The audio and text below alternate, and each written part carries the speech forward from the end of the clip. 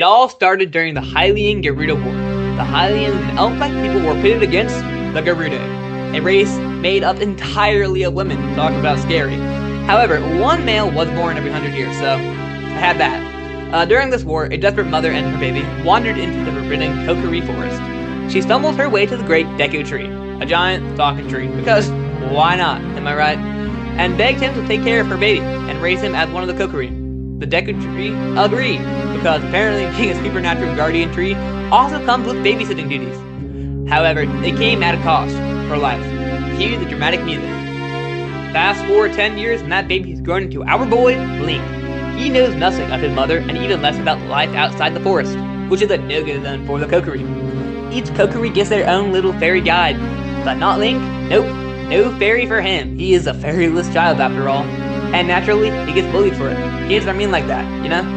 But all that changes one fateful day when the great Deku Tree gets cursed, because what else do evil villains do?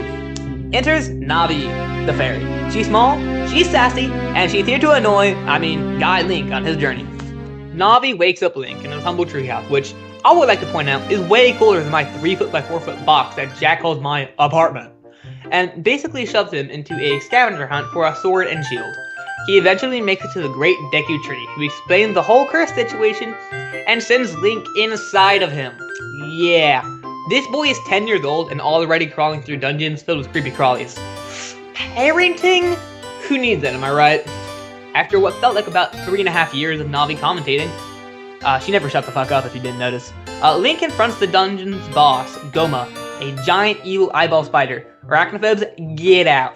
Link takes her down and absorbs her heart because why not eat your enemy's life force after all? And returns to find out the great Deku Tree was doomed anyways.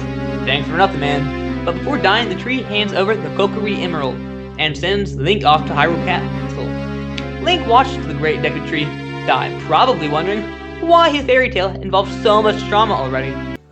So, Link sets off across the Hyrule fields, sneaking past guards and breaking every child labor law to meet Zelda, the Princess of Destiny. Zelda, yes, the one the game is named after, sends Link on a wild goose chase for 3 spiritual stones. First stop, Death Mountain. Great name, right? Nothing ever bad happens on Death Mountain. There, Link blows stuff up, fights lava monsters, and grabs the Goron Ruby from the Gorons, who are basically rock-eating teddy bears. Next, Link heads to Zora's domain, home of the fish people. He bribes his way in with, of all things, a fish. Irony much. And gets swallowed by a giant fish, whose name I can only imagine is pronounced Jabu Jabu. Inside, he fights a tentacle monster and saves Zora's princess Roto. I don't know how to pronounce it. And oops, accidentally gets engaged to her. How awkward. With Zora's sapphire in hand, Link races back to Zelda, only to find her fleeing Hyrule Castle, as Ganondorf, the male Gerudo, born once every century, betrays everyone.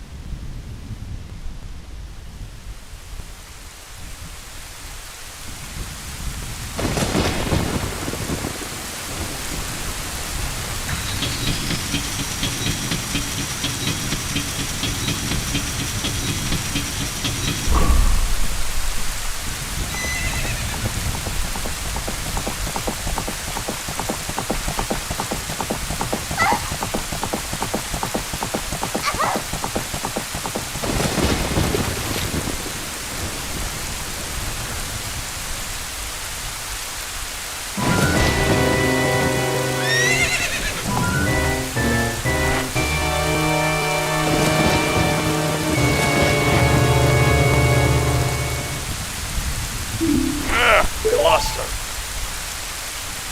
You, over there, little kid. You must have seen the white horse gallop past just now. Which way did they go? Answer me!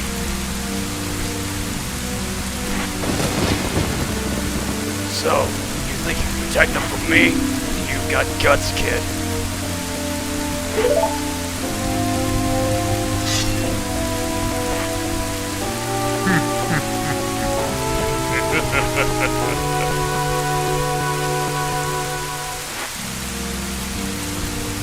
want a piece of me?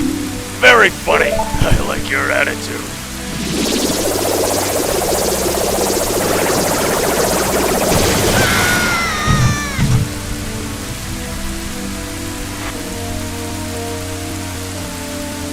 Pathetic little fool. Do you realize who you're dealing with?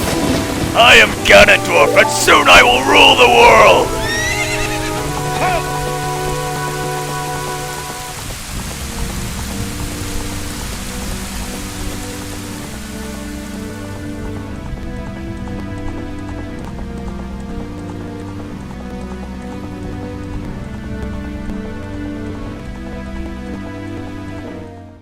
Zelda tosses Link to Ocarina of Time before vanishing, and Ganondorf flexes some JoJo-level energy. Is this guy a JoJo reference? We'll never know.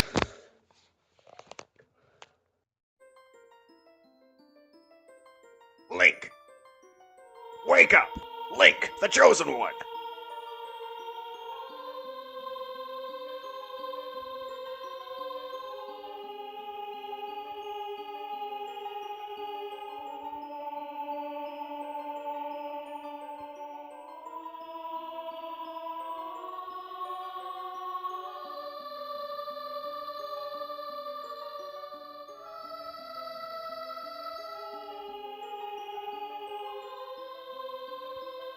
I am Rarau, one of the ancient sages.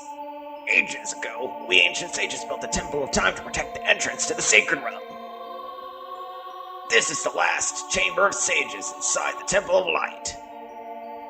The Temple of Light, situated in the very center of the Sacred Realm, is the last stronghold against Ganondorf's evil forces.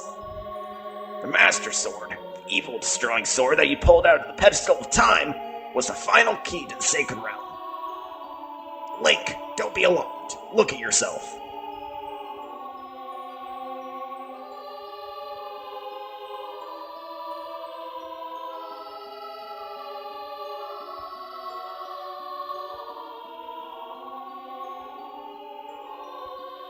Look, Link, you're big now. You've grown up. The Master Sword is a sacred blade which evil ones may never touch. Only one worthy of the title Hero of Time can pull it from the pedestal of time. However, you were too young to be the Hero of Time.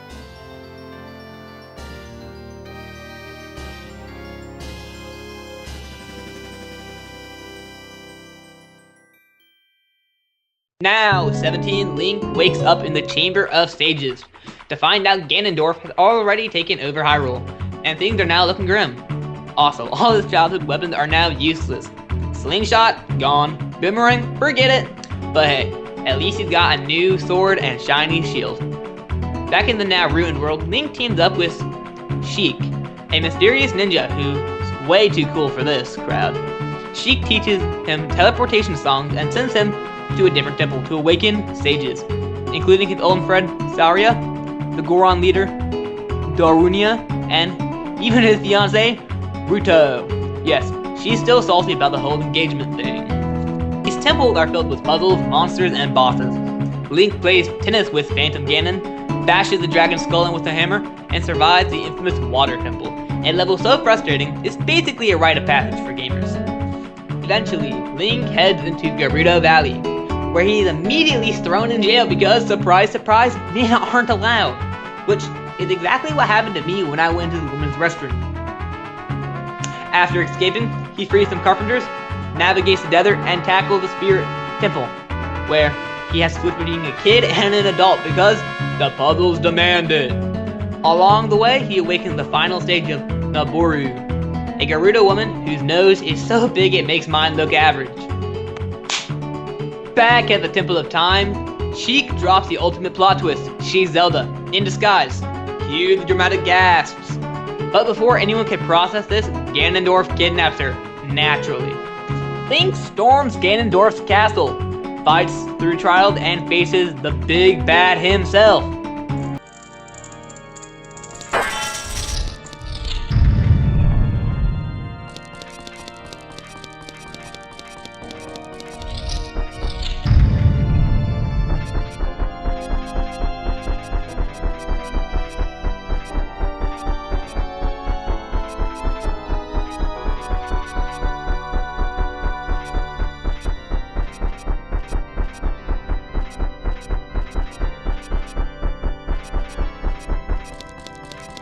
The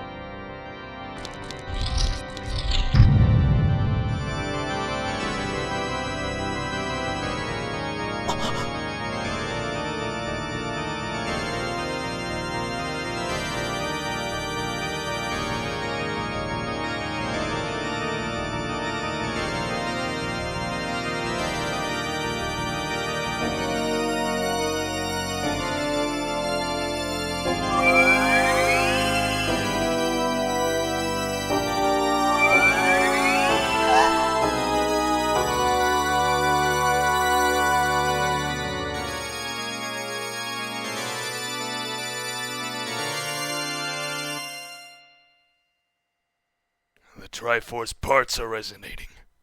They are combining into one again. The two Triforce parts that I could not capture on that day 7 years ago. I didn't expect they would be hidden within you. And now, finally, all the Triforce parts have gathered here.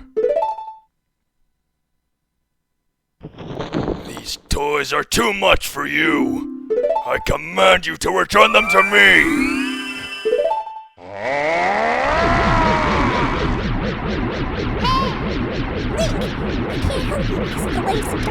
The waves of darkness. I can't get close.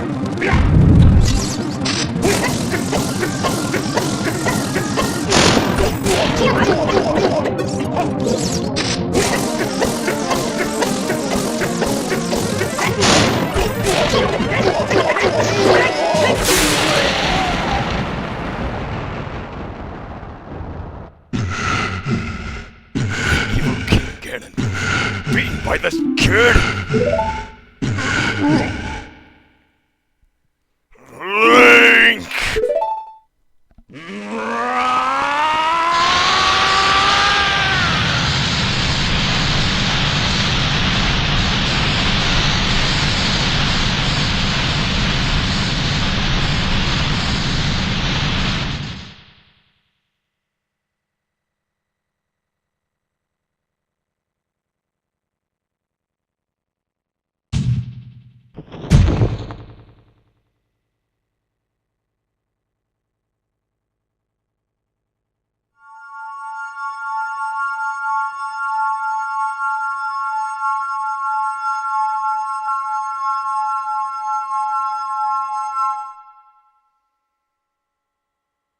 After what amounts to a climactic tennis match, Ganondorf throws a tantrum and collapses the castle. Link and Zelda escape, but Ganondorf is not done.